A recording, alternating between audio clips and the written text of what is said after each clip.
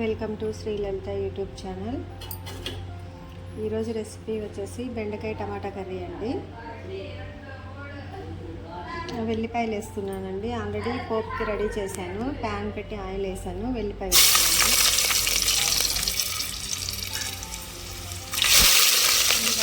ఉల్లిగడ్డ పచ్చిమిర్చి,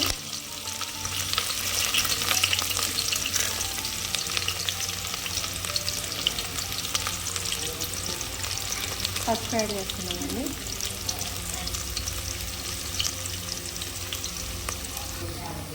కొంచెం తాలింపు గింజలండి.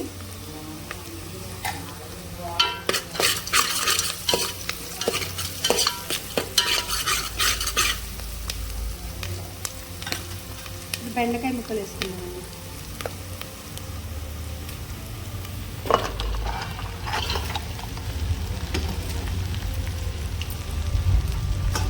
ఓన్లీ ఇగురండి, బాగా దగ్గరికి చేస్తున్నాను. టమాటా కూడా రెండే కట్ చేసి పక్కన పెట్టుకున్నాను. ఇది గరిటెతో బాగా కలుపుకుందాం. మూత పెట్టట్లేదండి. మూత పెట్టకుండానే సిమ్లో పెట్టి కూర మధ్యలాగా చేస్తామండి. ఎందుకంటే మూత పెట్టేస్తే ఇంకా జిగట ఎక్కువ అవుతుంది.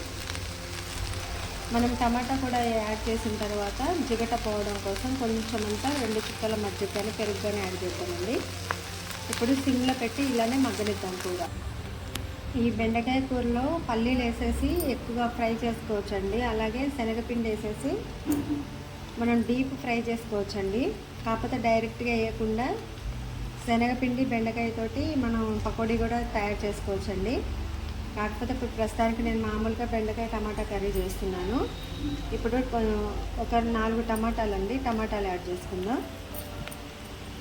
టమాటాలు వేసిన తర్వాత వెంటనే మనం సాల్ట్ వేసుకుందామండి.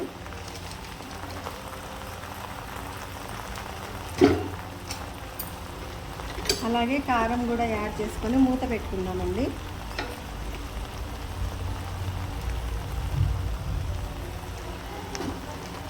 కలబెట్టకుండా మూత పెట్టి సిమ్లోనే పెట్టి ఉడికిద్దామండి. బెండకాయ కొంచెం తీగలాగా సాగుతుందండి. కొంచెం మనం మజ్జిగ యాడ్ చేసుకుందాం.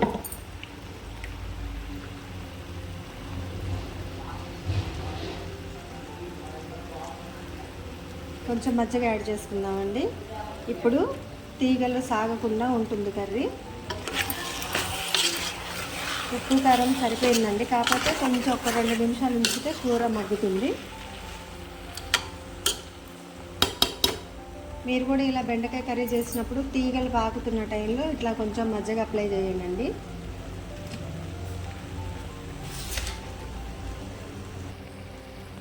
బెండకాయ కర్రీ రెడీ అండి. ఇవ్వండి, జిగటగా లేకుండా ఎలా అవుతుందో చూడండి.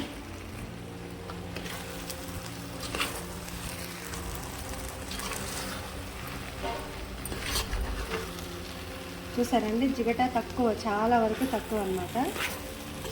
కొంచెం అంతా అల్లం వెల్లుల్లి పేస్ట్ వేసుకుంటే సరిపోద్దండి. పొడి మసాలా ఏం వేసుకోవాల్సిన అవసరం లేదు.